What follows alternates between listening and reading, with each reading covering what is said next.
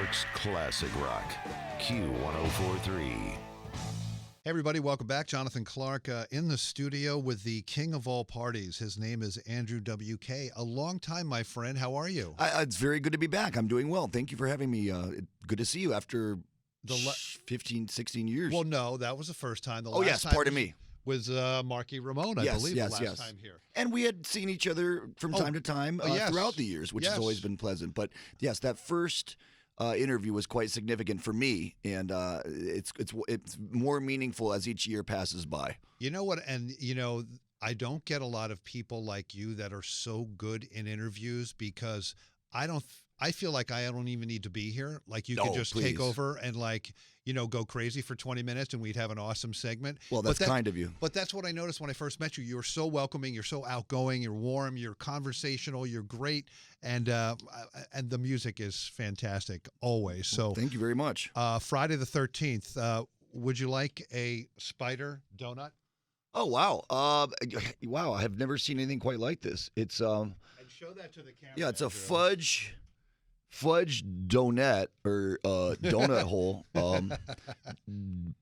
made. It's really a spider's nest, and this is a soft traditional soft donut, and that's created a nest for the spider, and it does have 8 legs, has 2 orange eyes, and it's sitting pretty.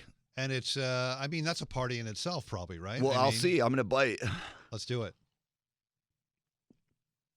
Oh, wow. It has there's a glushy portion. I guess that's what they use to make the spider's body. That's the poison. Stick, yeah. It's like the venom. Friday the 13th, you're not a superstitious guy, are you? I consider it a lucky number, so I guess superstition can work in, positive and negative ways. But I've always liked the date and always liked that number. Well, you have a new album coming soon. I believe it is March 2nd. Do I have that right? Yes, that is correct, 2018. And more importantly than that, you are playing tonight at Warsaw in Brooklyn. Now, are there any tickets left?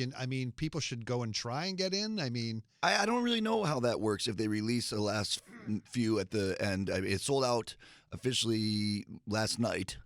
And we're very thankful for that, obviously, and thank you to everyone who bought their tickets well in advance. But if you did wait to the last second, you never know. You never know. Maybe someone doesn't show up. Maybe they release the last few. Maybe someone has one to sell, although I guess I can't officially encourage scalping. But you never know. The Party Never Dies is the name of the tour. I want to talk about the new album. It's been over a decade since the last one, but you have been busy. Let's review. Tell me what happened with your awesome club, the Santos Party House, because I was there. Yes, that's one of the times I remember seeing you. A million times I was there. So many great bands there, but it's no longer happening. Like, what's going on with that? Just on all too typical situation where our rent was raised, tripled actually. Shocking, New York City. Yeah, so we were actually kind of prepared for that. We had a 10-year lease and we hoped to continue going, but we understood that once that lease is up, anything is possible in a bad way, I guess. They can really do whatever they want. So they did. It went to an untenable level. But we had a great run, and it was actually very near to where we are right now. It's like 2 blocks from here. Yeah, you could walk there from here. It was very convenient for me to go there. Absolutely. Now, do I have this right? Last year, 2016, you started a new political party. Was it the Third Party? It was just called The Party Party. The Party. Yeah.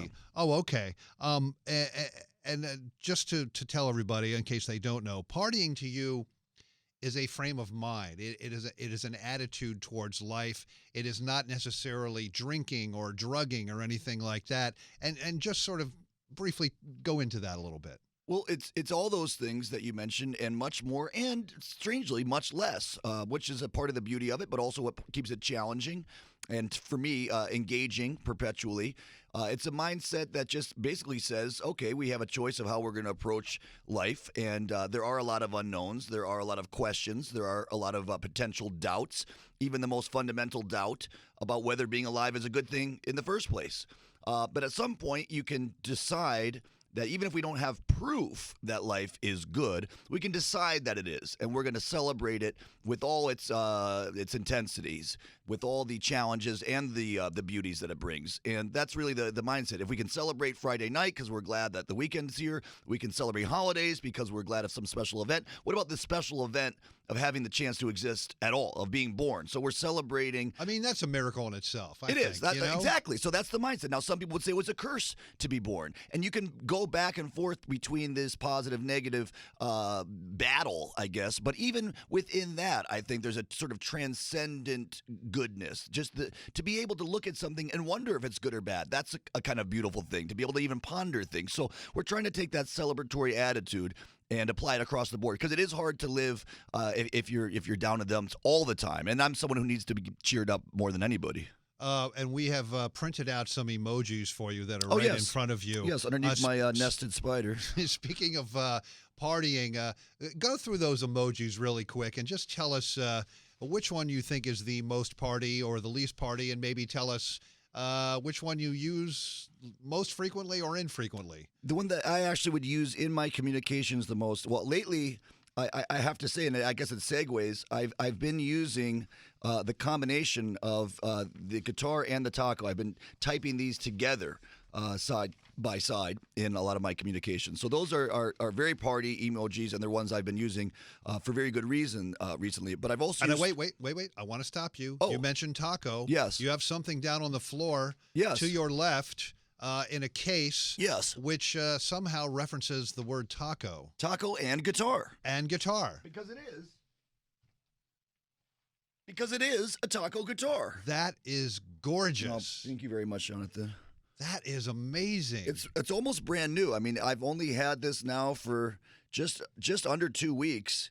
I've only played it at maybe 7 concerts so far. I got it in the midst of this tour. We had been working on it with the incredible team of guitar makers at ESP for 5 years now, almost 4 years. A long time, but it's finally done, and it's a beautiful hard shell taco. Although I tried to paint it in a somewhat... You painted that, right? I painted this, yes. I did not build the guitar, but I was given the chance to paint it myself, which is Right. a very fun part of the process for me. Yeah, but I tried to paint it so it could read as a soft corn tortilla or a hard shell corn tortilla that's been fried, of course, or even a soft flour. I've had people say, "Oh, I love soft shell tacos." I'm so glad you made it a soft flour tortilla. So it's really open to interpretation. And on the back is a gleaming eye.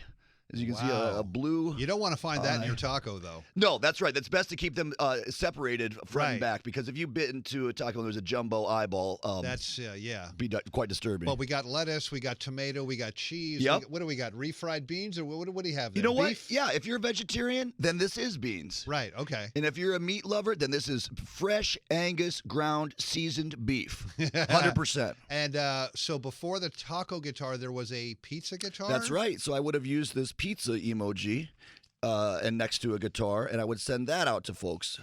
And I have that actually with me on my tour as well. I have a taco guitar and a pizza guitar, both made by ESP. And there was also at one point an Andrew WK emoji, which is not official, Yes, but we saw it unfortunately. online, and we really think it should be official because Well, thank you. it's a very expressive emoji, just as expressive as the pizza, the guitar, the taco. I Thank you. think Well, anyway. thank you, Jonathan. I mean, yes, it's meant to express the word party in one bleeding-nosed face. You've been described by some as sort of a self-help expert, going out on speaking engagements, the power of partying with your philosophy of partying, but in a positive way, not in a toxic way. And you did like a really extensive tour, right? Like Yeah, it was like several cities, as I recall. 50 states. Wow. All 50 states. How was the audience reacting to your power of partying self-help sort of seminars? I think for the most part, they seem to relate to it. I don't know, actually, because I did speak to just about everybody, but it's hard for me to know if they're being honest with me. I feel like they say, "Hey, that was really great. I enjoyed discussing partying with you," and then as soon as they make their way home, they might say, "Oh, that was the worst party I've ever been to." But I have to take their word for it. If they told me they enjoyed it, I hope they really did. And will you do more of this? If I'm invited to, yeah, I would like to. I usually work on invitations. That's a good protocol when it comes to partying. I don't tend to crash parties. It's not my custom to go where I'm not wanted. I want to go back in time a little bit. Somehow one of your early demos or tapes as they called them back in 2000, reached none other than Dave Grohl. And from that, you got to open a Foo Fighters show. Is that correct? Yes, two. Two Foo Fighters Two shows. Foo Okay. Fighters shows. Back in the beginning of the Foo Fighters, really. I mean, that was I a guess long it time was. ago. Yeah, it was relatively close to the beginning of their career. I hadn't really thought about that. I think it was 1999 or 2000, somewhere around there. Wow. And is this correct? You were on Ozfest several years ago, but then I don't know if I have this right. Just as you were about to record an album in 2013, you got a call from Sharon Osbourne. Yes. Not that, so, well, we played Ozfest in 2002 and a little bit in 2003. Right. And never again, although I would have loved to. We have not been invited back. However, Sharon did invite us, or invited me to be, Black Sabbath's opening heavy metal DJ on their 2013 tour. Was that the end tour or It the was. beginning of it or something like that? It was the end tour, and it was for that 13 album. What a good tie-in with Friday the 13th today. Yeah. And it was certainly, based on the nice interactions and experiences I had with Sharon and her family during our 2002-2003 Ozfest experience, which was an amazing tour to be on at that time, especially. I heard you tell a story about, and this sort of opening thing that you were doing for Sabbath in 2013 was you were actually like DJing, right? Yep, like heavy metal DJ. You're playing all the best heavy metal and hard rock. Per their request. And did they provide you with what they wanted to hear? Did you add They in did. your own things, or? I did. I really just wanted to do whatever they wanted, of course, because when Black Sabbath asks you to do anything, unless you're a fool, you try to oblige, which was why I was there in the first place. If Sharon asks you to be a heavy metal DJ, I say, I've never been a heavy metal DJ before, but now I will. And I did. I tried to slip in some Hatebreed one night. I tried to slip in some Napalm Death, and I was asked to please not play those again in favor of Deep Purple. In favor of Judas Priest. Any Maiden? Some Dio. I did play some Maiden. Yeah, Run to the Hills.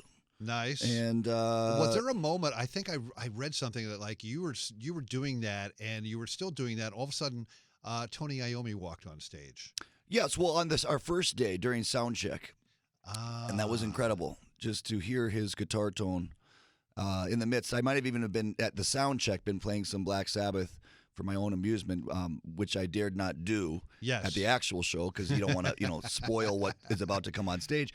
But yeah, then I actually heard the real living tone of his guitar, which is so unmistakable and so unique and so mysteriously, warm. It's an incredible sound, and to hear it in person. I'd never seen them play live before. Words cannot express the beauty. Andrew WK is with us. His new album is coming out March 2nd, and he's playing tonight at Warsaw in Brooklyn. Do you have an exercise tape or something? No, but I have made clips, some clips of exercises that I've done on my own, and then also a really fun clip of an Andrew WK workout that some folks at a video production team called Fat Awesome out of Boston, actually. They help produce. It's on YouTube. Yeah, if you look up Andrew WK workout, you can see some interesting approaches to physical fitness. Well, you've always been in good shape, so you can't eat a lot of tacos and pizza if you're, or maybe you can. Yes, you can. If you you do can. it right, you got to plan it, right? Planning. Only eat when you're hungry. Only vomit when you're nauseous. Right. And, party as hard as you can. That partying burns a lot of calories. I'll tell you what. Every day when we get off stage, the clothes are soaked to the bone, so there's a lot of exertion going on. I think it's adrenaline, actually, because there's something specifically about singing that makes me sweat more than even running around. Makes you wet. Sorry, had to say it. Well said. Yeah. Very well said. Do you have your own radio show now, too? No, not at the moment, but I have recorded some radio broadcasts that now live as podcasts. I had a show called America WK, which lives on in recorded format. All the episodes are archived, I believe, on anywhere you would find podcasts. Right. Just look up America WK, and that was originally broadcast on the Blaze radio network. did I read you have a column in Vice or on Vice or something? I Or had written with Okay. Vice recently. I wrote for Village Voice relatively recently. And again, the beauty of all this now, It lives forever. it does. And that wasn't really the situation when we first met, right? And I would have said, "Oh yeah, I did that. Good luck finding it 10 years ago." But now, something you did 10 years ago lives on in perpetuity. Yes, which can be great and can be terrible too, depending Oh, on yeah. what's going on. That's true. I hadn't thought about that. Let's get to the new album from Andrew WK. It's coming out March 2nd. Do you have a name for it yet or no? We do, but we've only announced the release date. So the album title, the album cover, the track listing, that'll all come in the months leading up to the release. And is this you playing all the instruments again, or is this a full-on band recording? Well, I've always used sort of a whatever means necessary approach to recording. So whatever it takes to get the part right. Yeah. And 99% of the time I can play it, but if I can't, then someone else will play it. And we had great contributions from our guitar player, Dave Pino. Great contributions from other songwriters, actually. This is the first album, real full-length album where I have songwriting. A great gentleman named Doug Anson co-wrote 2 of the songs. A great gentleman named Blake Crenshaw Canaris wrote one of the songs, which I think ends up being the title track. So one of my favorites. And that's the thing. Sometimes you break away from your own process. You have to change your usual techniques, or even go against your instincts if the results are worth it. I've listened to a bunch of the new songs from a secret source. Oh. And that's right. And the triumphant anthemic Andrew WK is in there. But there are a few songs where you start off speaking. You know? Yes. There's some tracks Yeah, you start off sort of like just speaking about stuff, and then it goes into the song.